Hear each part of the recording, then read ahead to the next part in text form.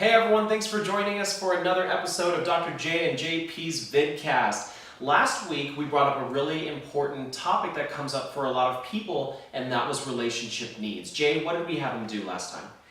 Well, between last week and now, I have written down my relationship needs, and we invited you to come along with us on that adventure and asked you to write down your needs as they are today and maybe as they've been in the past, and identify who's meeting those needs and what needs do you feel still need to be fulfilled.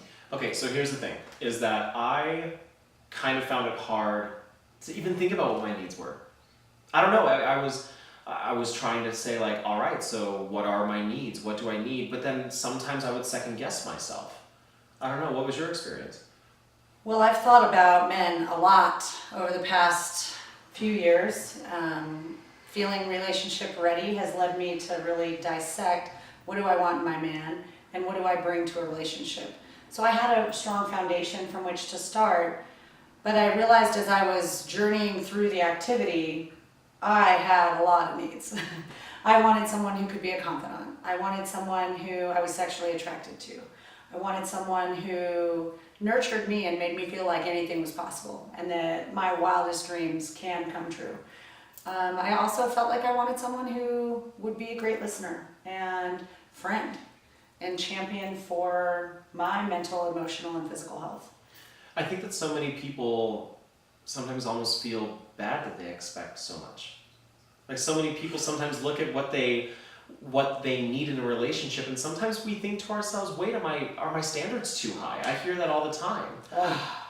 You're ringing a bell. I've been told, and I won't say by who, but I'm sure you're watching, that I either need to lower my standards or choose to be single for a lifetime. And I don't think that's true.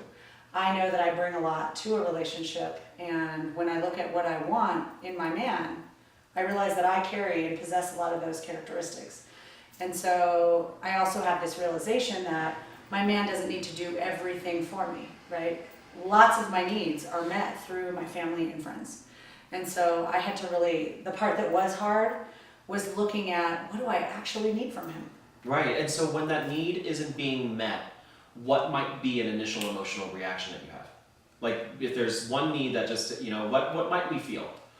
I get frustrated. Yeah. Very frustrated. And I feel like I have learned to openly communicate that. One of my hottest tips for you ladies and gents out there is when you find that special someone and you start to know that things are working out. I had a conversation recently where I said, I really like you and I cherish our relationship. And as a result, I want to know what things do I do that bring you joy so that I can do more of those things and be intentional with my behaviors. And I also wanted to know, are there any things that are difficult for you? We're human beings and human dynamics are complex. And let's face it, I'm no angel. So there can be aspects of myself that I know are difficult, and I wanted to know from his perspective what were the most difficult things of being in a relationship with me. Yeah, and from me, one of the things that I would love to have, all of us kind of reflect on is something that my mentor had told me a while back, which was that disappointment is a result of our expectations. And it's so, when I heard that from my mentor,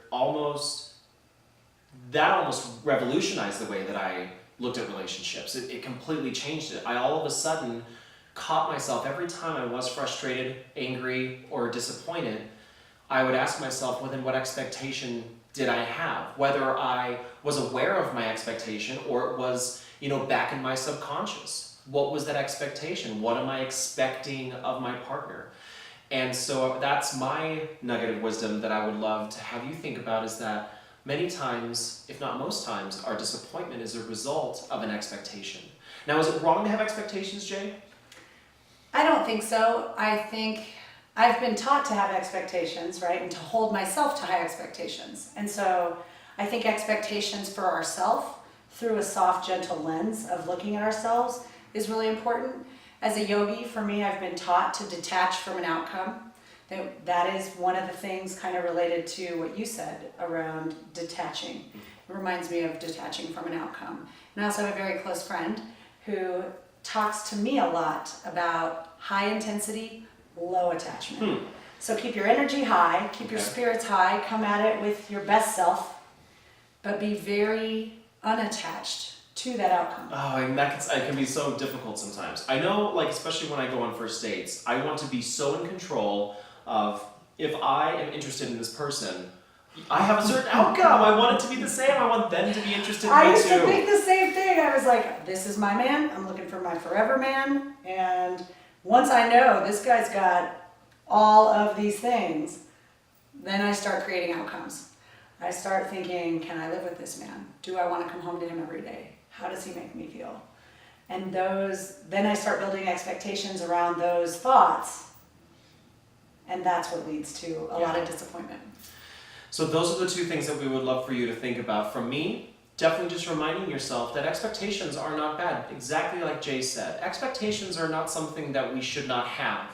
But if we see ourselves and find ourselves becoming disappointed or frustrated, it may be because of an expectation that you've set.